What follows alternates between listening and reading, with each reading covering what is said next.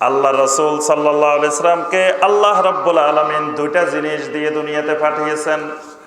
কোরআনে কারিমের অনেকগুলো আয়াতে আল্লাহ পাক একই কথা বলছেন, ওয়াল্লাযী আরসালা রাসূলাহু বিল হুদা ওয়া দীনিল হক লিইয়ুযহিরাহু আলাদ-দীনি কুল্লিহি ওয়ালাউ কারিহাল মুশরিকুন। আল্লাহ রাব্বুল আলামিন বলেন, তিনি সেই আল্লাহ যিনি তার রাসূলকে পাঠিয়েছেন বিল হুদা, কি সহকারে? হুদা সহকারে। হুদা মানে কি? একটু আগে বলছি হুদাল লিন্নাস। হুদা পাইছেন না? হুদা কোনটা? কোরআন। মানে বিল হুদা মানে বিল কোরআন, আমার রাসূলকে আমি পাঠিয়েছি কোরআন সহকারে। ওয়া দীনিল হক, দ্বীনে হক। দ্বীনে হক মানে ইসলাম। দুটো জিনিস দিয়ে, ইসলাম আর কোরআন দিয়ে। আচ্ছা, নবী সাল্লাল্লাহু আলাইহি ওয়াসাল্লাম আসছেন হুদা নিয়ে, আল্লাহ পাক কোরআন নাজিল করছেন হুদাল লিন্নাস। তাহলে কোরআন থেকে, নবী সাল্লাল্লাহু আলাইহি ওয়াসাল্লাম থেকে দুনিয়ার সমস্ত মানুষ কি হেদায়েত পাবে? এবার বলেন, জটিল প্রশ্ন। ক্লাস বুঝতেছেন কিনা এবার বোঝা যাবে এতক্ষণে। প্রথমে আমরা বলছি কোরআন নাজিল হয়েছে কার জন্য? মানুষের জন্য, দুনিয়ার সমস্ত মানুষের জন্য। তাহলে কোরআন দিয়ে কি দুনিয়ার সমস্ত মানুষ হেদায়েত পাবে? পাবে? আচ্ছা, নবী সাল্লাল্লাহু আলাইহি ওয়াসাল্লামকে আল্লাহ পাক পাঠিয়েছেন বিল হুদা, হেদায়েতের মাধ্যম দিয়ে, হুদা দিয়ে। তাহলে নবী সাল্লাল্লাহু আলাইহি ওয়াসাল্লামের মাধ্যমে কি সবাই হেদায়েত পাবে? যদি নবী সাল্লাল্লাহু আলাইহি ওয়াসাল্লামের মাধ্যমে সবাই পাইতো, তো নবীর চাচারা পাইতো না? আবু জেহেল, আবু লাহাব, উতবা, সাইবা এরা পেত না? এরা পাইছে হেদায়েত? কোরআন দিয়ে যদি দুনিয়ার সমস্ত মানুষ হেদায়েত পেত, তাহলে আজকে সারা দুনিয়াতে মুসলিম বেশি না অমুসলিম বেশি? অনেক গুণ বেশি। তাহলে বোঝা যায় কোরআন দিয়ে সব মানুষ হেদায়েত পায় না, নবী সাল্লাল্লাহু আলাইহি ওয়াসাল্লামের মাধ্যমেও দুনিয়ার সমস্ত মানুষ হেদায়েত পায় নাই। এই জন্য আল্লাহ পাক নবী সাল্লাল্লাহু আলাইহি ওয়াসাল্লামকে লক্ষ্য করে বলছেন, ইন্নাকা লা তাহদি মান আহবাবতা ওয়ালাকিন্নাল্লাহা ইয়াহদি মান ইয়াশা। আল্লাহ রাব্বুল আলামিন বলেন, রাসূল আপনি যাকে চাইবেন, যাকে মহব্বত করবেন, যাকে পছন্দ করবেন, তাকে আপনি সব দিতে পারবেন, হেদায়েত কিন্তু দিতে পারবেন না। হেদায়েতের মালিকানা আপনাকে দিই নাই। আপনাকে হেদায়েত সহকারে পাঠাইছি, কিন্তু হেদায়েতের মালিকানা কিন্তু আমার কাছে। আমি যাকে চাইবো তাকে হেদায়েত দিব, আপনি চাইলে হেদায়েত দিতে পারবেন না।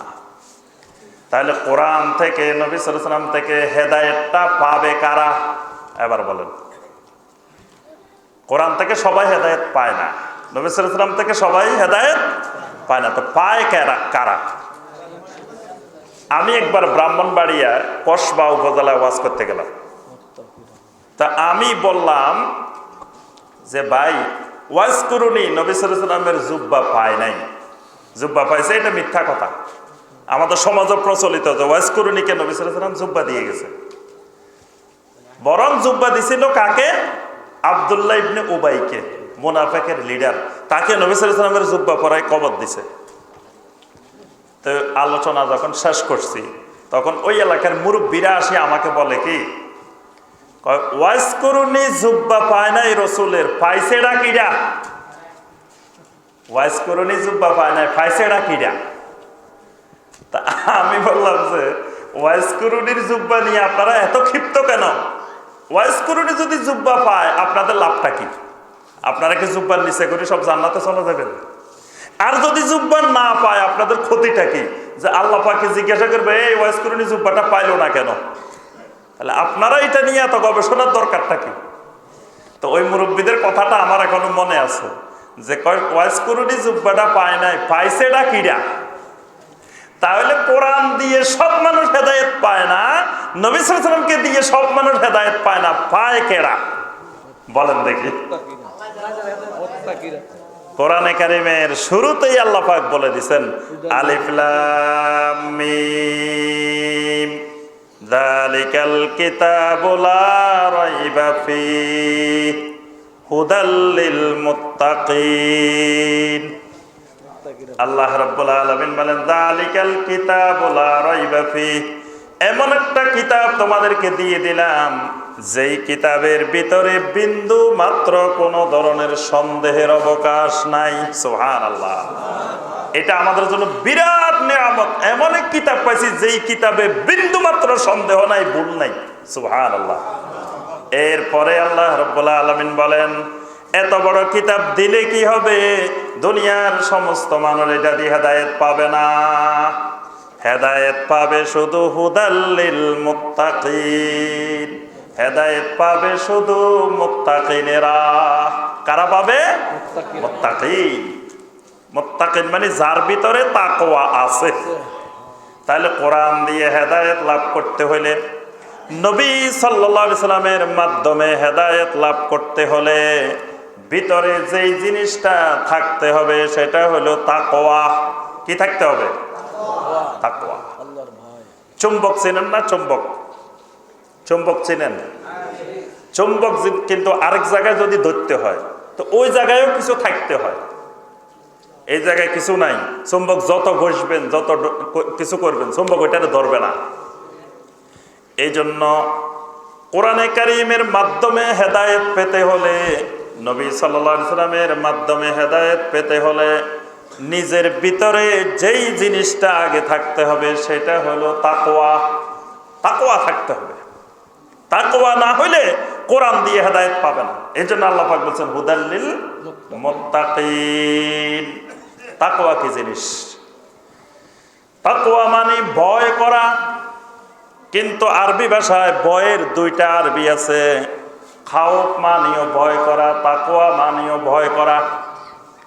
সূরা আল কুরাইশের মধ্যে আল্লাহ পাক বলছেন আল্লাযী আত'আমাহুম মিন জু ওয়া আমানাহুম মিন খাউফ ওয়া আমানাহুম মিন খাউফ, যিনি ভয়ের সময় মানুষদেরকে নিরাপত্তা দেন। সুবহানাল্লাহ। ভয়ের সময় নিরাপত্তা দেন। এখানে খাউফ মানিও ভয়, আবার তাকওয়া মানিও ভয়। দুইটা ভয় দুই রকম। রাস্তা দিয়ে রাত্রিবেলায় মাহফিল শেষ হয়েছে রাত 12টায়, বাসার দিকে যাইতেছেন, সামনে একটা কবরস্থান আছে, কবরস্থানের পাশ দিয়ে রাস্তা আছে, ওই রাস্তার উপর দিয়ে আপনি বাড়ির দিকে রওনা দিছেন। কবরস্থান অতিক্রম করার আগে ভালো করে আয়াতুল কুরসি পড়ে নিছেন, ভালো করে সূরা আল ইখলাস, সূরা আল ফাতিহা, সূরা আল ফালাক, সূরা আন-নাস, সূরা আল কাফিরুন সব পড়ে নিছেন, ভালো করে শরীর বন্ধ করে নিছেন, ফু দিয়ে নিছেন, মাসে করে নিছেন, সব নিছেন। তারপরে আস্তে আস্তে আস্তে কবরস্থান অতিক্রম করতেছেন, আর শরীরটা আস্তে আস্তে ভারী হইতেছে। আপনি চাইতেছেন তাড়াতাড়ি চলে যাবেন কবরস্থান অতিক্রম করে, কিন্তু আপনি যত চেষ্টা করতেছেন দ্রুত গতিতে যেতে পারতেছেন না, খুব আস্তে আস্তে শরীর ভারী হয়ে গেছে।